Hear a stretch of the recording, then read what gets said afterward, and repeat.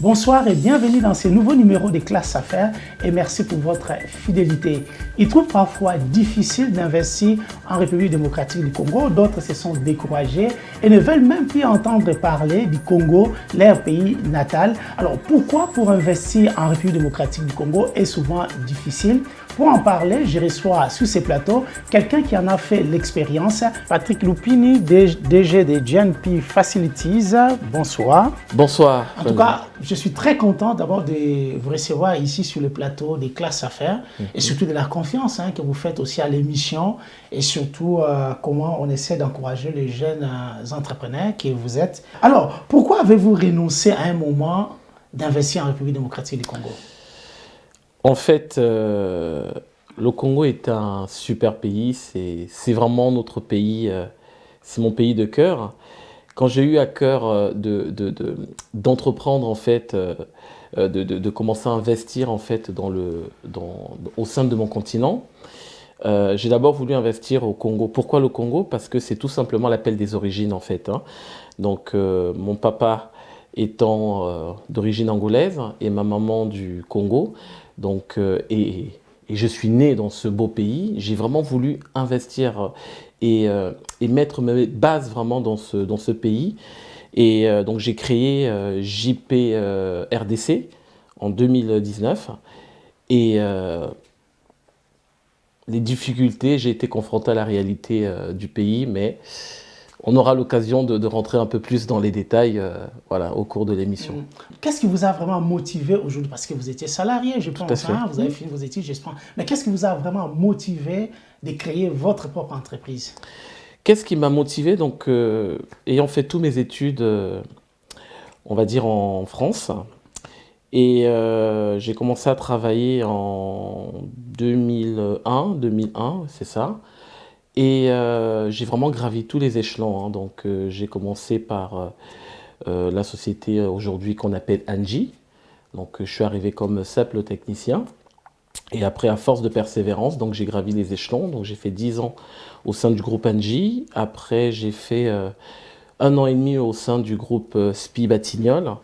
Et j'ai été débauché par mon ancien directeur qui m'a demandé de venir intégrer le groupe Vinci Facilities pour mettre en place en fait un service travaux. Et donc j'ai passé, on va dire, ces 25 ans passés au sein d'entreprises, on va dire, qui ont pignon sur rue. Et ben, c'est là que je me suis vraiment fait. Et lors d'un voyage en République centrafricaine, pardon, je suis parti pour un séminaire et j'ai logé dans mon hôtel. Et arrivé dans mon hôtel, ben, la climatisation ne fonctionnait pas. Et j'ai un peu essayé de tout démonter, d'ouvrir et tout ça. Et finalement, ben, j'ai pas pu.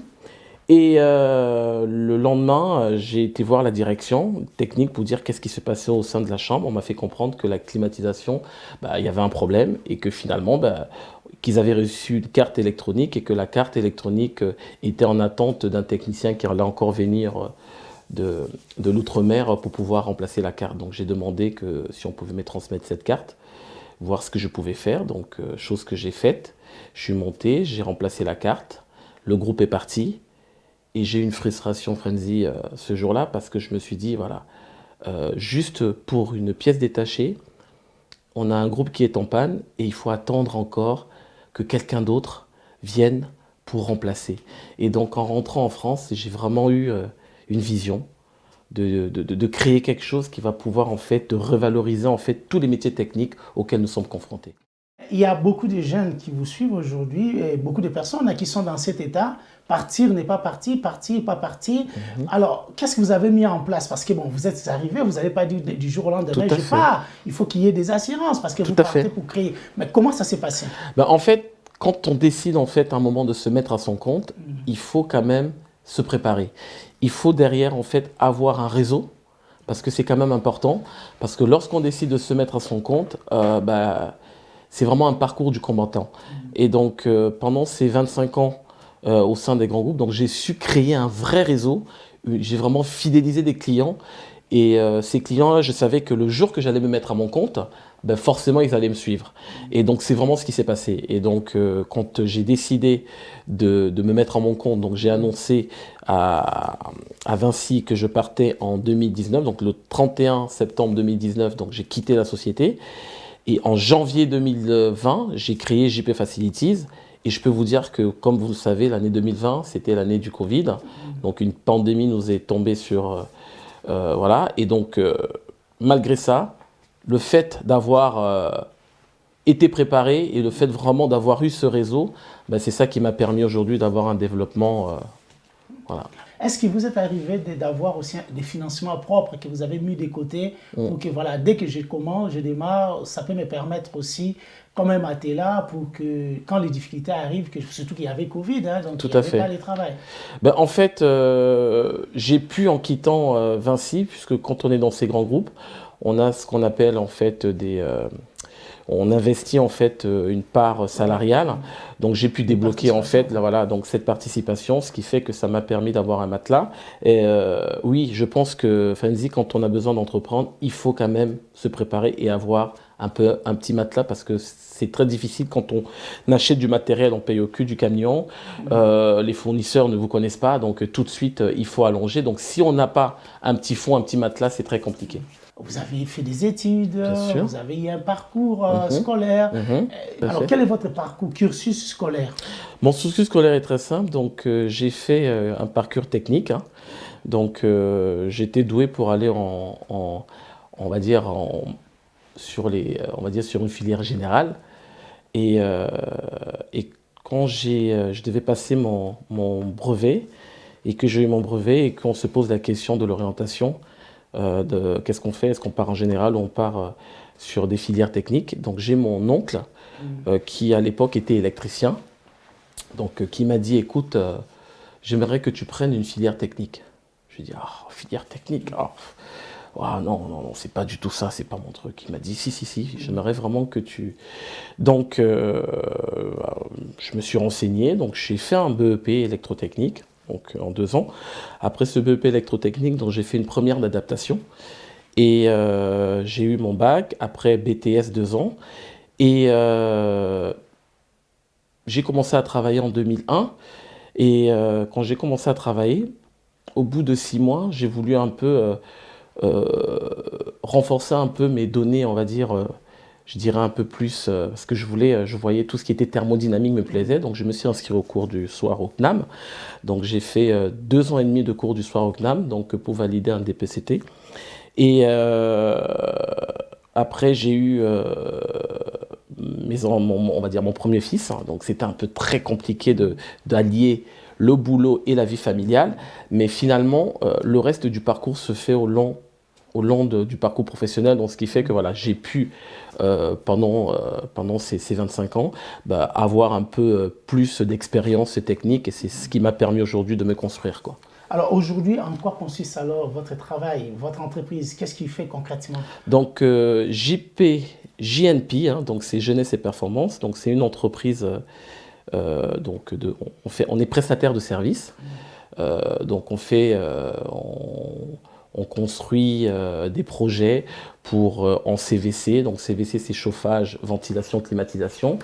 On fait de la maintenance, donc par exemple un bâtiment comme le tien, on peut venir aujourd'hui gérer toute la partie technique, c'est-à-dire si tu as des problèmes de climatisation, des problèmes de chauffage.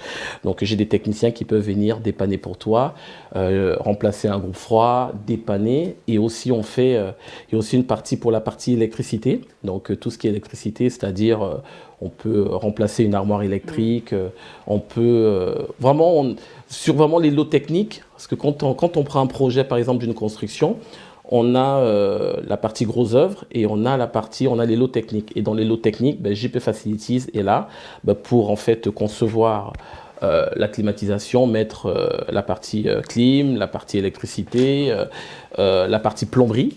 Voilà, donc on conçoit et on met en œuvre des équipements de plomberie. Donc voilà, vraiment ces lots techniques-là, on a vraiment une vraie expertise. Donc climatisation, plomberie, électricité et énergie renouvelable pour le continent africain. Et en 2021, donc j'ai embauché mon premier salarié et aujourd'hui nous sommes plus d'une trentaine. D'accord. Aujourd'hui, vous êtes une trentaine. Voilà. Au bout de 2 ans, On va dire au bout d'un an. Si on prend, j'ai commencé à embaucher à partir de 2021. Qu'est-ce qui a permis cette accélération? Comment ça s'est passé? Ben, en fait, ce qui a permis cette accélération, c'est la vision en fait que j'avais, parce que lorsque j'ai créé GNP Facilities, j'ai mis en fait les mêmes outils que j'avais dans les grands groupes comme Vinci. Donc voilà, je dis voilà, dès que je crée, il me faut un logiciel de gestion, il me faut des véhicules vraiment avec une vraie charte graphique, il me faut des locaux. Donc voilà, j'avais vraiment, en fait, le fait de partir d'un grand groupe comme Vinci et me mettre à mon compte, c'est comme si en fait rien n'avait changé pour moi. Donc c'est vraiment ça qui a permis le fait d'avoir une vraie vision, on va dire, marketing et aussi de gestion, parce que la gestion, quand on est entrepreneur, c'est vraiment très important. Et c'est ça qui a permis, oui, que... Mais vous pensez, si vous n'avez pas travaillé pour ces grands groupes, oui, vous auriez eu cette vision? Non, je pense que sur la partie, on va dire, gestion d'entreprise, la partie financière, je pense que le fait d'être passé dans ce groupe comme Vinci, c'est vraiment un groupe que j'honore, hein, parce que ils m'ont vraiment appris à être un vrai patron, un vrai chef d'entreprise, parce que il y a vraiment cette part de gestion qui est très importante, parce que quand on a une entreprise, il y a pas mal de choses qu'on ne voit pas. Il y a l'aspect sécurité, parce qu'aujourd'hui, mes collaborateurs, quand ils interviennent sur un chantier, ben, je suis le garant de leur sécurité. Donc ça veut dire que s'il y a quelque chose qui leur arrive, ben, c'est moi qu'on vient donner les bracelets, et c'est moi qui pars en prison. Donc il y a toute cette part-là où pendant ces 6 ans et demi passés chez Vinci, où vraiment j'ai eu à bien me structurer sur cette partie financière, sur cette partie marketing, sur cette partie sécurité, et même sur même administratif. Donc voilà, c'est vraiment ça qui a permis qu'il y ait vraiment ce développement fulgurant. Ça demandait aussi des financements, hein. Je pense que pour faire tout ça, il fallait aussi des financements. Où avez-vous trouvé les financements en fait, pour avoir réalisé cette vision? Parce que bon, en fait, c'est très simple. C'est que lorsque je me suis mis à mon compte, j'ai eu des grands clients, on va dire que je ne citerai pas, qui m'ont fait tout de suite confiance et tout de suite qui m'ont signé des supermarchés. Et ça, tout le monde ne peut pas l'avoir. Et ça, tout le monde ne peut pas l'avoir, effectivement. Donc, moi, je tiens quand même à le dire, c'est que voilà, on pense que c'est facile, mais c'est un travail qui s'est construit en amont, Frenzy, parce que si derrière, je n'avais pas pris soin, parce que j'ai des clients, ça fait 15 ans qu'ils bossent avec moi. Et ça, pour garder ces clients-là, si tu n'es pas constant, si je comprends bien, c'est-à-dire que les interventions chez Vinci, chez ces clients-là, c'était toi qui allais. Tout à fait. Vous êtes familiarisé avec... C'est ça. Donc moi, en fait, ce que je mets c'est ce que je dis à mes collaborateurs, c'est le prendre soin d'un client. Un client, faut prendre soin d'un client. Pourquoi? Parce qu'un client, faut le mettre sur la paume de la main, l'encadrer, et de fait que quand il a un problème, tout de suite, la première réaction, c'est de prendre son téléphone et de t'appeler. Donc, pourquoi? Pour qu'un client arrive à ça, il faut qu'il soit satisfait, il faut qu'il y ait de la réactivité, il faut qu'il y ait... voilà. Donc, c'est tout simplement ce travail qui a permis que, voilà, lorsque je me suis mis à mon compte, j'ai eu à gagner des affaires qui ont permis de me faire une vraie trésorerie et d'enchaîner... voilà. Mais alors aujourd'hui, moi je vais quand même, avant de passer, je vais quand même revenir sur une chose. Oui. Comment avez-vous recruté tous ces 30 personnes? Parce que vous avez démarré seul. Oui, ça aussi c'est une question. Oui, c'est vrai. Comment avez-vous recruté ces gens-là? En fait, le recrutement se fait tout simplement, comment te dire? Donc, la première personne que j'ai recrutée, c'était mon petit frère. Bon, mon petit frère, je vais faire un petit historique. Mon petit frère était responsable chez Free. Et lorsque j'étais chez Vinci, à un moment, je lui ai dit, quand j'ai commencé à avoir la vision de l'Afrique, je lui ai dit, écoute, tu es responsable chez Free, j'aimerais que tu arrêtes ça et que tu ailles faire une formation technique. Il me dit, quoi, moi? Faire une formation technique? J'ai dit, si. J'aimerais vraiment que tu fasses une formation parce que j'avais déjà cette vision je le voyais déjà en fait gérer un peu, être à mes côtés, entre la France et l'Afrique. Moi aussi, je peux pas, donc lui peut y aller. Donc, ça a été très dur pour le convaincre. Donc, il a accepté, il est parti en formation 9 mois. Pareil, j'ai encore un de mes autres petits frères, pareil il avait le don pour faire la cuisine et tout ça. Donc, je lui ai dit, écoute, j'aimerais que tu fasses une formation de froid. Et donc, mon petit frère, je l'ai embauché en janvier 2021, il m'a rejoint. Et quand je l'ai embauché, quelques mois après, donc j'ai embauché le beau-frère de mon épouse, que j'avais déjà amené chez Vinci, voilà, donc que j'ai récupéré. En fait, j'ai récupéré après tous mes collaborateurs avec qui j'avais l'habitude de bosser chez Vinci. Par exemple, j'ai récupéré un de mes chargés d'affaires qui est venu, j'ai récupéré une de mes collaboratrices qui m'a rejoint. Voilà un peu comment s'est fait ce recrutement. Pourquoi les gens m'ont suivi? Parce que tout simplement, ils ont eu confiance en moi, ils ont eu confiance en mon projet. Mais si on comprend bien, les premiers cercles, c'était la famille. Tout à fait. Hein, les premiers cercles, oui, tout à fait. Mais aujourd'hui, il y a beaucoup de gens qui trouvent que ce n'est pas possible de travailler avec les membres de la famille, hein, surtout nous en Afrique. Ouais. Mais qu'est-ce que vous avez fait? Comment avez-vous fait? Est-ce que votre famille est différente pour que vous puissiez avoir cette confiance de travailler avec les membres de la famille?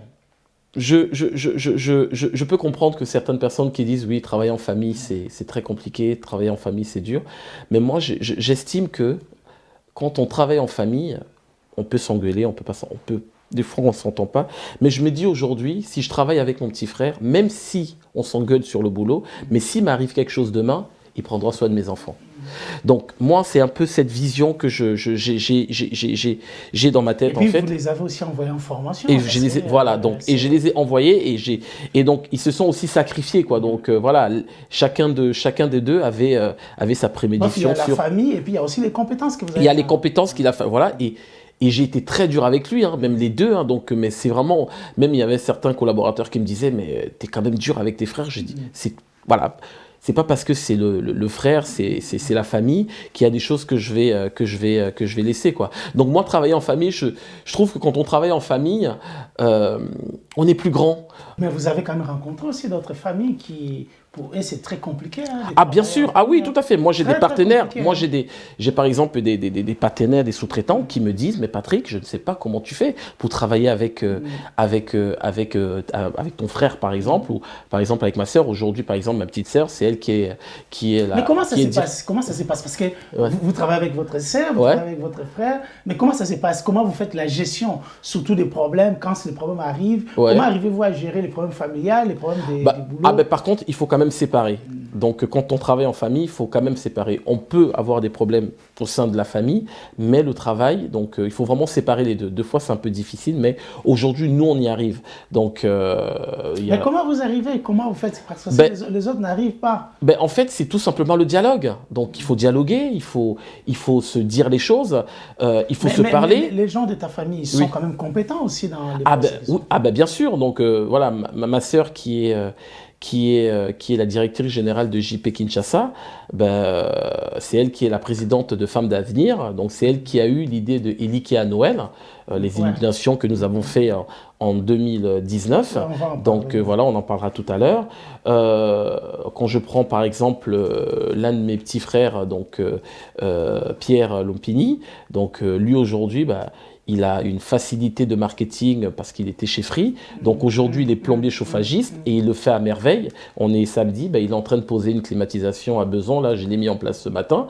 Il y a Prince qui m'accompagne aujourd'hui, donc pareil, qui travaille avec moi, qui m'a rejoint. Donc, mais pour moi, le travail, c'est le travail. Donc je suis très intransigeant sur la partie travail et sur la partie famille. Donc, pour moi, c'est vraiment deux choses différentes, quoi. Donc, j'essaye vraiment de leur dire. Est-ce qu'il vous arrive de vous réunir aussi en famille? Bien sûr. Donc, on se réunit souvent. On a un groupe WhatsApp où souvent on échange. Par exemple, j'ai une de mes sœurs aussi qui est en Belgique, donc qui a fêté son anniversaire il y a à peu près un mois et demi.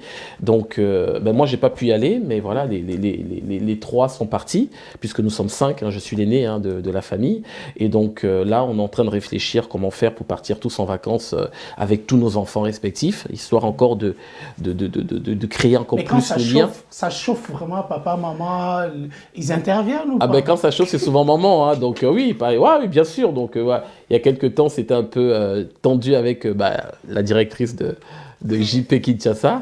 Un moment compliqué. Maman m'a appelé, m'a dit écoute mon fils, calme, tu sais, aux amoutous à train, donc il faut calmer. Et donc et on a renoué. Elle a eu le marché pour faire le traiteur sur comment dirais-je, d'autres inaugurations que vous avez participé. Oui. Donc voilà un peu, on a quand même une maman qui est très connectée, que Dieu la garde encore, qui nous permet en fait, voilà, quand deux fois ça... Il faut aussi, quand on traîne toute la famille comme ça, il faut aussi avoir un cœur aussi qui soit... Ah oui, franchement, il faut avoir un cœur, parce que deux fois, je peux te dire que c'est très compliqué, Francis, c'est très compliqué. Deux fois, si on suit on va dire, le côté sanguin, bah, deux fois, tu peux dire, tu abandonnes tout, tu laisses tout, mais le fait d'être aussi, on va dire, croyant, donc ça aide beaucoup. Donc deux fois, ben, on se pose et puis on lève les yeux au ciel et puis... JNP Facilities, quelles sont les compétences qu'il a vraiment besoin aujourd'hui? Si vous pouvez encore continuer à recruter, ou les compétences qui sont encore... Ben, aujourd'hui, au sein de JNP Facilities, donc, on est à la recherche à peu près de 5 postes. Donc on cherche des frigoristes. Donc, et comme vous pouvez le constater, il y a vraiment un vrai élan de business en ce moment, hein, même pour toutes les entreprises en France. Donc on recherche des frigoristes, ça fait presque 6 mois qu'on recherche un bureau d'études. Donc un bureau d'études, donc je lance l'appel, hein, donc la caméra est en face, je lance l'appel. Donc aujourd'hui nous recherchons un vrai bureau d'études, donc quelqu'un qui serait capable en fait de nous faire des modifications de dessin sur AutoCAD, quelqu'un qui peut nous dimensionner quand on a un projet, donc qui peut faire des petits calculs de dimensionnement. On cherche aussi un projeteur, donc c'est quelqu'un qui va nous chiffrer, qui va faire des devis. Donc il va recevoir un DCE, il va lire le DCE et il va pouvoir en fait émettre une offre ou un DPGF, remplir un DPGF. On cherche encore des chauffagistes, on cherche des électriciens. Donc voilà, aujourd'hui JNP Facilities on est vraiment sur une vraie dynamique de business et on cherche du monde. Voilà. Alors nous étions à l'inauguration de vos nouveaux locaux. Tout à fait. Qui a eu lieu le mois de... Qui a eu le 25 mars. Le 25 mars, vous avez inauguré vos nouveaux locaux. Je vais d'abord vous proposer qu'on regarde d'abord comment ça s'est passé et puis après on reviendra pour en parler. Restez avec super. Nous. Paris. Les centres d'affaires européens. Nous sommes vendredi soir à Cyrène. Après plusieurs mois de travaux, JNP Facilities inaugure ses nouveaux locaux. Tous les clients de l'entreprise sont invités à la pendaison de crémaillère. L'idée de JNP Facilities est née pendant son voyage en Afrique, comme a expliqué son fondateur, M. Patrick Lupini. Ceci a commencé lors d'un voyage en République centrafricaine en fait. Donc j'arrive dans l'hôtel, pas de climatisation. Je me dis waouh, qu'est-ce que je dois faire? Et le matin, je me lève et puis je vais à l'accueil quand on va prendre le petit déjeuner. Je demande, écoutez, est-ce qu'il y a un directeur technique? Qu'est-ce qu'on peut faire? Et je lui demande, écoutez, je suis un peu du métier, mais vous êtes un hôtel 3 étoiles, donc comment ça se fait que la clim ne fonctionne pas? Et là, il me dit, écoutez, on a le boîtier. Le boîtier du groupe froid qui est là, et par contre on attend qu'un technicien vienne encore je ne sais pas, de l'outre-mer et tout ça. Donc je dis comment ça? Donc la pièce vous l'avez depuis quand? Depuis plus d'un mois. Je dis donnez-moi la pièce, et finalement nous montons en terrasse, donc j'ai demandé quelques outils et j'ai remplacé la pièce et le groupe froid est parti. Et là en fait en rentrant en France, je me dis comment ça se fait que il faut qu'on soit toujours dans l'attente en fait de nous Africains, et donc j'ai eu cette vision de créer en fait une synergie, voilà, donc pour pouvoir en fait apporter, révaloriser en fait des métiers techniques qui manquent dans notre continent africain, et c'est là qu'est né JNP Facilities. Donc JNP Facilities, jeunesse et performance. Et donc voilà, j'ai commencé à créer les entités africaines, au Congo, le Cameroun et le Niger. Et en 2020, donc à un moment, je me suis dit il faut créer quand même en France. Donc on a créé JP Facilities. Donc quand j'ai créé JP en 2020, j'étais tout seul. 2020, tout seul. Donc voilà, j'avais la caisse à outils dans la voiture, donc je dépannais et j'avais mes partenaires sous-traitants qui étaient là. Et un matin, en me réveillant, je me suis dit, mais comment je peux, si jamais il m'arrivait quelque chose demain, Patrick Lupini n'y est plus, qu'est-ce qui se passe? tous ces gens-là qui sont avec moi, il n'y a plus rien. Et Yann est arrivé en septembre, et c'est comme si on se connaissait depuis plus de 20 ans. Et on se comprend, c'est une alchimie, on va dire, inimaginable. Et je pense que c'est Dieu qui opère. Donc quand j'ai eu cette vision-là, donc Dieu m'avait déjà dit que c'est cette personne qui viendrait te soutenir et collaborer, et puis partager, et puis construire ensemble ce qu'on a envie de construire, puisqu'on a les mêmes visions. Hein. Donc on veut que l'Afrique aille de l'avant. On veut que nos collaborateurs aussi ici, on veut mettre une vraie dynamique. Et donc voilà un peu JNP. Et vraiment, voilà. En tout cas, merci à tous. Vos témoignages sont assez poignants et ils nous donnent beaucoup de choses à apprendre et peut-être à comprendre. Je vous remercie pour cela.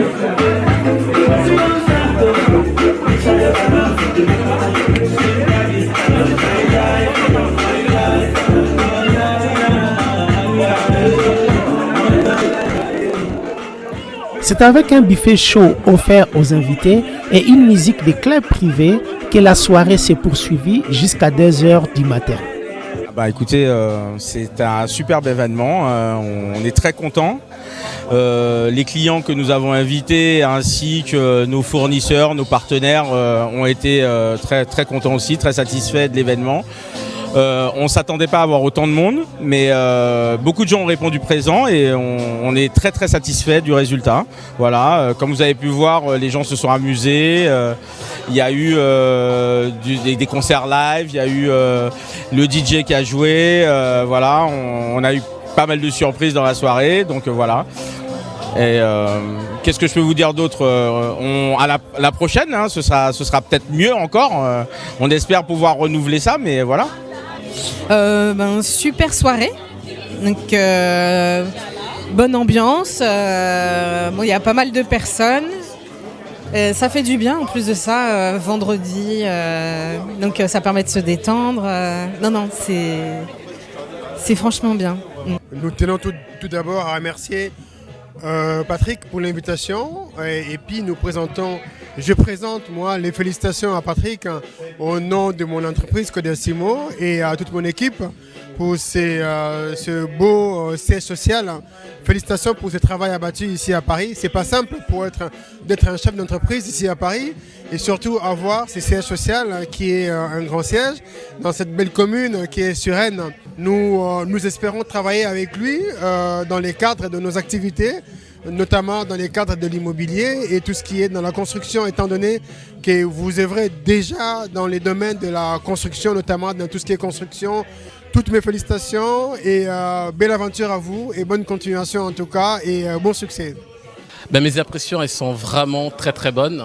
Donc on a pu vraiment réaliser cette crémaillère de pendaison pour faire plaisir vraiment à tout l'ensemble de nos collaborateurs, à tout l'ensemble de nos clients qui ont vraiment répondu en masse, comme vous avez pu le voir. Donc vraiment, je suis très très très honoré et fier. JNP Facilities, donc jeunesse et performance, est une entreprise en fait qui base en fait son audit, son potentiel dans le prendre soin du client. Nous sommes basés dans 3 pays africains. Le Congo-Kinshasa. Pourquoi le Congo-Kinshasa? C'est tout simplement le pays de mes racines, de mes sources. Et après, nous sommes basés au Cameroun. Pourquoi? Parce que j'ai grandi au Cameroun. Mon papa a immigré au Cameroun dans les années 77. Et donc voilà, j'ai fait mes études primaires au Cameroun et ensuite le Niger. Donc voilà, après l'idée c'est vraiment aller d'étendre dans d'autres pays africains, la Côte d'Ivoire, le Sénégal, pourquoi pas. Vraiment apporter en fait ce transfert de compétences, des métiers techniques qui manquent dans notre continent. Nous sommes une entreprise dynamique, nous essayons vraiment de prendre soin d'un client tout simplement en mettant en place ce qu'on appelle le pensée globale. Voilà, donc on s'entoure vraiment de sorte que le client ne manque de rien et que derrière le travail, la réactivité soit au rendez-vous. Merci beaucoup. Facilities, c'est terminé par une soirée dansante couplée d'un networking. On retiendra que JP Facilities, c'est d'abord la rénovation, le froid, l'électricité et les transferts des compétences. Classe Affaires Network est maintenant terminée. Je vous donne rendez-vous dans de prochains événements organisés par les entrepreneurs. Que Dieu vous bénisse. À très bientôt. Des retours sur ce plateau pour tous ceux qui nous rejoignent Pourquoi investir en République démocratique du Congo est parfois difficile? Nous sommes en train de parler avec Patrick Lupini, DG de JNP Facilities. Alors nous venons juste de voir la vidéo de la pendaison des crémaillères que vous avez organisée. C'était magnifique. D'abord, ça c'est quand même une fête de mariage que vous avez fait. Hein? Non. En fait, on a vraiment voulu honorer en fait, tous nos clients qui nous suivent depuis plus de 25 ans. Ouais. Voilà, donc, et c'est un événement, nous-mêmes on a été surpris par le rendu, parce qu'on ne s'attendait pas à avoir autant de monde. Et vraiment, je remercie le Seigneur parce que ça a été vraiment un super moment. Et on a même eu des personnes qui sont venues aujourd'hui qui ne connaissaient pas. Aujourd'hui, on arrive à dégager pas mal de business suite à cette crémaillère. Donc c'est vraiment, ouais, tout à fait. Donc, mais alors vraiment... d'abord, c'était les nouveaux locaux là, vous avez fait. Oui. Au départ, vous étiez où? En fait, je suis arrivé j'ai visité, en fait, juste je vais vous faire une petite histoire. Ces locaux, je les ai visités en novembre 2020. Ouais, c'est ça, ouais. Novembre 2020. C'était le premier local parce que avant, quand j'ai créé JP Facilities, donc j'ai créé mes bureaux chez moi en fait. Hein, donc vous savez, quand on démarre, on crée toujours la boîte au domicile. Donc j'ai créé, donc j'avais créé, mon siège était à mon domicile. Et donc à un moment, avec le business qui commençait à grandir, donc j'ai décidé d'avoir des locaux. Et donc j'ai commencé la recherche. Donc j'ai demandé à un ami qui m'est très proche, donc il m'a dit écoute, je peux te faire visiter un local, donc si ça te plaît. Donc ce local, quand j'ai fait la visite, tout de suite, j'ai senti une connexion, mais une vraie connexion. Et quand j'ai pris ces locaux, on va dire à la fin de l'année 2020, je n'avais que 70 mètres carrés. D'accord. Ok, donc en fait quand on rentre, quand les gens ont vu la vidéo, donc la grande porte là quand vous rentrez, en fait elle s'arrêtait, en fait il y avait la moitié quoi, donc j'avais que 70 mètres carrés. Et donc là j'étais tout seul dans mon bureau, hein, donc voilà, je l'ai aménagé comme je pouvais et tout, hein. Et donc c'était en plein hiver, je me rappelle encore, donc j'ai quelques clients qui m'ont donné un petit bureau, un petit truc, donc voilà.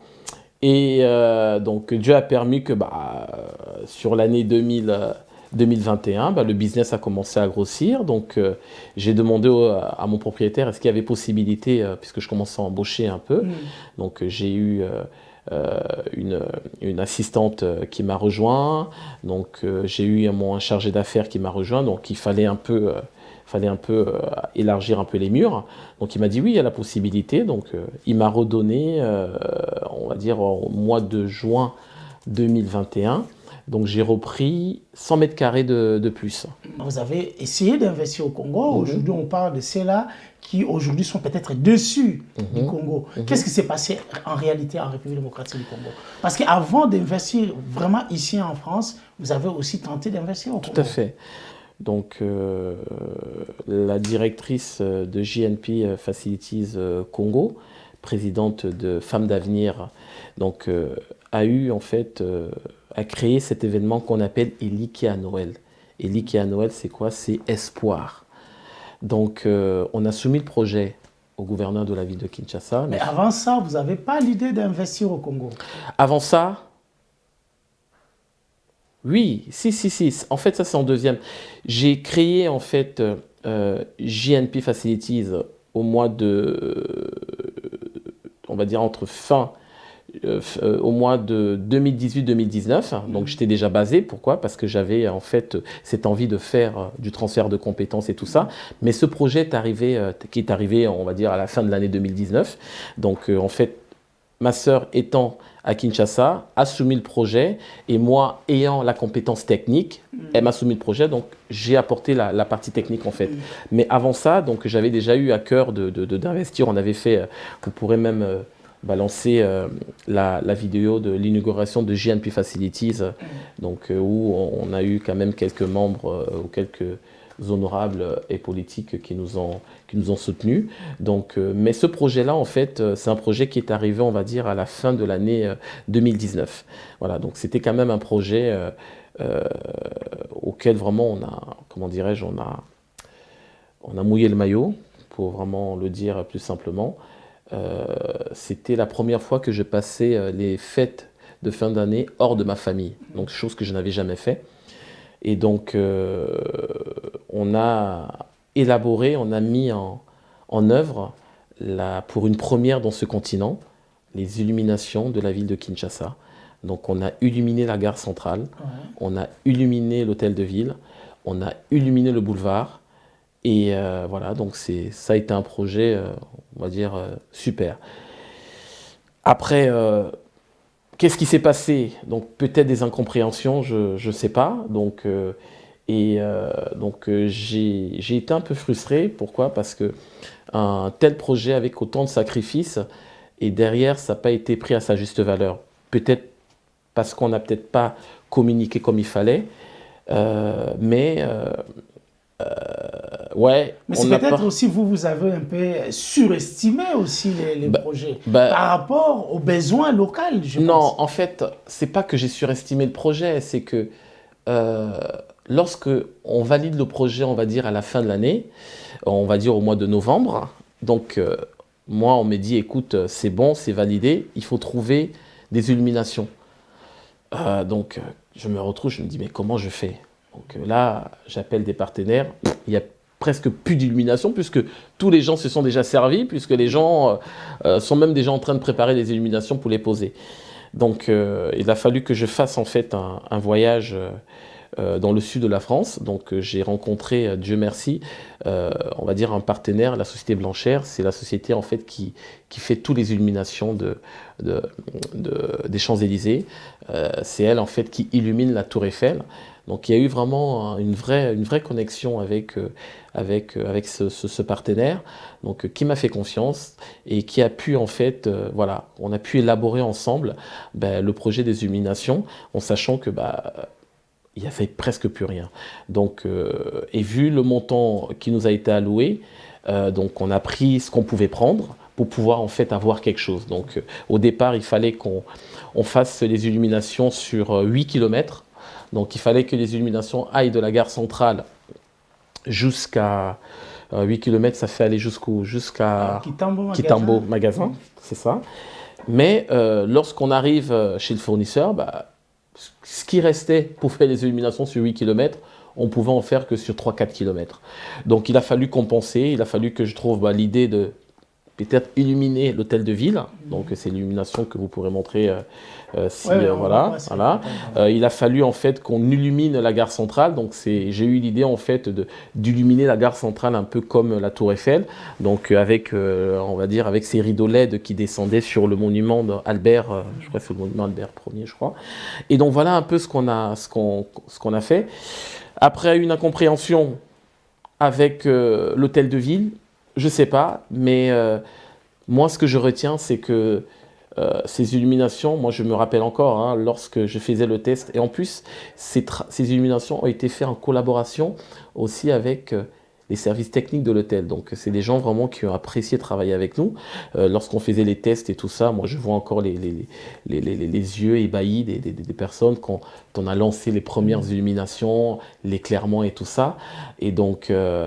Et franchement, je ne sais pas, est-ce que c'est l'incompréhension de l'hôtel de ville? Est-ce qu'il fallait à tout prix aller sur les 8 km, chose qu'on ne pouvait pas puisque ça a été validé au mois de novembre? Et surtout, quand on te valide un projet au mois de novembre, tu te dis, si je le mets en bateau, j'ai presque 1 mois et demi, voire 2 mois. Mais pourquoi vous n'avez pas reporté ces projets, peut-être pour l'année prochaine, pour mieux les préparer? Peut-être, c'est peut-être un quid, c'est peut-être une question qu'on aurait dû poser à l'hôtel de ville, mais sauf qu'en fait, il y a eu une volonté en fait de le faire en fait en 2019, et donc c'est peut-être aussi moi qui, à un moment, j'aurais dû dire stop, on peut pas. Mais je suis une personne de challenge. Non, moi je pense que ça a été un événement. J'ai même appris que le président, lorsqu'on a terminé les illuminations, je me rappellerai très tard, j'ai un parrain à moi qui m'a dit, le président, quand il est descendu sur le boulevard, il a dit, mais qui a ramené les Champs-Élysées à Kinshasa? Donc je pense que c'est quand même un événement qui a apporté du sourire, malgré la misère. C'est un événement qui a qui a rendu les gens heureux. C'est un événement, c'est pas parce que voilà, les gens ont du mal comment dirais-je, à manger, ou il y a quand même une misère qui est probante dans notre pays, mais cet événement a permis en quelques jours d'oublier, de s'évader, hein, surtout quand on a réalisé la crèche. On a fait la crèche, mais c'était vraiment magnifique. Mais, non, moi je pense que ça a vraiment apporté, ça a beaucoup apporté ces illuminations. Dommage en fait, parce qu'il y avait encore plein d'idées dans la tête, hein, de pouvoir faire en sorte que qu'on adapte pas mal de choses sur ces illuminations de Kinshasa. Non, moi je dirais que ça a été vraiment un événement, je dirais, ouais. Mais qu'est-ce qui n'a pas marché? Est-ce que voilà, je reprends encore un peu cette question. Est-ce que peut-être vous avez surestimé et que c'était quelque chose que vous souhaitez amener au Congo, mais parfois, peut-être les Congos n'étaient pas prêts à accueillir ça parce qu'ils ont d'autres besoins, peut-être c'est le besoin financier. Voilà. Mais qu'est-ce qui n'a vraiment pas matché? Ben, moi, je pense que sur la réalisation du projet en lui-même, le projet, moi je pense que les gens ont adhéré. Même si au départ, les gens étaient frémissants. Pourquoi? Parce qu'on a eu quelques critiques, hein, de dire oui, aux autres, illumination, de quoi, les gens n'ont pas de quoi manger. Mais lorsqu'on a mis en lumière en fait ces trois endroits où on a fait les illuminations, il y a eu un changement. Moi, je l'ai vu tout de suite. Hein. J'ai vu qu'il y a eu un changement des gens. Et je pense que pour moi, il y a eu vraiment une incompréhension totale avec l'hôtel de ville. L'hôtel de ville voulait faire une illumination sur 8 km. Mais sauf qu'en fait, quand on fait une illumination sur 8 km, il faut se donner les moyens. Et sauf qu'à l'époque, l'hôtel de ville ne s'est pas donné les moyens de faire cette illumination sur 8 km. Donc, il a fallu qu'on adapte. Donc, et c'est de là qu'est partie l'incompréhension. Et c'est vraiment de là. Pour eux, c'était 8 km. Pour eux, c'était 8 km. Vous n'avez pas fait 8 km. Mais oui, on ne pouvait pas faire 8 km. Ils ne pouvaient pas aussi vous payer pour 8 km. Parce qu'ils voulaient que vous payiez que pour 8 km, c'est ça? Oui, mais sauf que lorsqu'on a fait Mais là, ce n'est pas un problème de l'hôtel de ville, c'est vous qui avez le problème. Non. Le problème, c'est quoi? C'est que quand on devait faire le projet sur 8 km, derrière, on a fait 2 devis. Un devis sur 8 km, un devis sur 3 km. D'accord? Et c'est le devis sur 3 km qui a été validé. Parce que la ville d'hôtel de ville n'avait pas les moyens de payer sur 8 km. Donc, en tout cas, nous, de notre part, on a fait ce qu'il fallait. Donc, on a fait... Mais est-ce que vous avez perdu de l'argent dans cette affaire? Je paye encore aujourd'hui à mes fournisseurs. Donc, est-ce qu'aujourd'hui, ramener de la modernité à Kinshasa, vous pensez que c'est quelque chose qui peut être réfléchi avant de le faire ou le pays est prêt pour recevoir ces choses? Moi, je pense que, en fait, le Congo... On a aussi droit à la modernité, on a aussi droit au bien-être, on a aussi droit d'avoir des belles choses. Ces illuminations, pour moi, nous, on a voulu en fait ramener les Champs-Élysées sur la preuve aujourd'hui. Ces illuminations continuent. L'année dernière, le gouverneur a continué, donc je trouve que c'est bien Mais est-ce que vous êtes renseigné avec quel prestataire qui fait ça? Je sais pas du tout avec quel prestataire il fait. Donc, mais en tout cas, je sais que ces illuminations, ça a été fait l'année dernière. Donc, mais moi, je trouve que c'est bien. Il faut continuer. Donc, on prend un pays comme la Côte d'Ivoire, donc ils sont très avancés sur ces illuminations, le Cameroun et tout ça. Donc, moi, je pense que malgré la misère, je pense que oui, le Congolais a droit aux illuminations. Le Congolais a droit, pendant les festivités de Noël, de pouvoir un peu s'évader, de pouvoir un peu, croire à un monde féerique. Moi, ce que je retiens, c'est, on a pu réaliser ces illuminations, malgré, on va dire, malgré l'incompréhension avec l'hôtel de ville. Mais aujourd'hui, je vois que ça continue. Je vois que les gens étaient contents. Donc l'hôtel de ville était content. Donc, moi, c'est... Mais il faudrait peut-être le préparer différemment. à nos jeunes. Alors, quel avenir pour GNP Facilities? Donc, l'avenir pour GNP Facilities, donc on va dire deux avenirs. On a l'avenir en fait pour les entités, on va dire pour la maison mère qui est en France. Donc, l'avenir pour la maison mère, donc aujourd'hui, nous sommes sur un vrai élan de business. Donc, l'avenir pour JP, on va dire France dans 2-3 ans, c'est aujourd'hui d'arriver. Donc, moi, j'aimerais en fait les locaux d'où nous sommes, c'est pouvoir acheter ces locaux. Donc voilà, j'aimerais être propriétaire en fait des locaux. C'est d'arriver à peu près à, on va dire, on ne veut pas dépasser les 40, entre 40 et 50 salariés. Donc arriver à cette masse salariale-là. Derrière, pour la partie, on va dire, JP Afrique, donc nous sommes basés dans 3 pays, donc le Congo-Kinshasa, le Cameroun et le Niger. Pour le Congo, donc c'est vraiment de remettre toute la partie administrative en route, voir un peu comment je peux développer la part business, on va dire privée, d'accord, voir un peu aussi remettre à jour mon partenariat avec l'INPP, parce que j'ai vraiment envie de transmettre, de former cette jeunesse congolaise. Donc voir un peu comment je peux aider aujourd'hui que JP France a grandi et qu'on a les moyens de pouvoir faire des choses.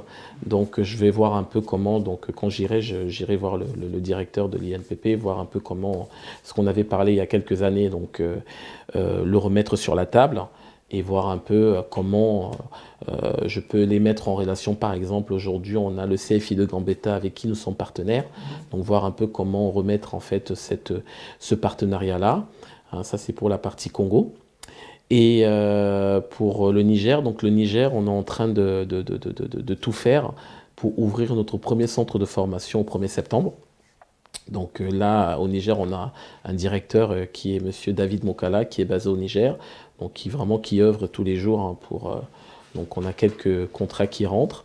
Et donc j'aimerais vraiment pour le Niger, pour septembre, qu'on puisse vraiment ouvrir notre premier centre de formation. Le Cameroun, pour l'instant, donc il y a, on va dire, petite stand-by, c'était un peu comme le Congo. Mais voilà, je pense que j'irai d'ici la fin de l'année au Cameroun pour voir un peu comment remettre un peu tout ce business en cours, quoi. Monsieur Patrick Lupini, merci beaucoup merci d'avoir répondu à cette invitation des classes à faire. Merci à toi. Et on vous souhaite bon vent pour tous ces projets. Merci. Et nous serons là aussi pour vous suivre. Merci. Voilà, cette émission est maintenant terminée. Merci pour votre fidélité. Un grand merci aux équipes des Sky Media qui ont travaillé pour la réalisation de cette émission. Merci à B1 pour la diffusion. Vous pouvez voir ou revoir cette émission sur toutes nos plateformes des réseaux sociaux Classe Affaires. Quant à moi, je vous donne rendez-vous la semaine prochaine à la même heure sur B1. Que Dieu vous bénisse. À très bientôt.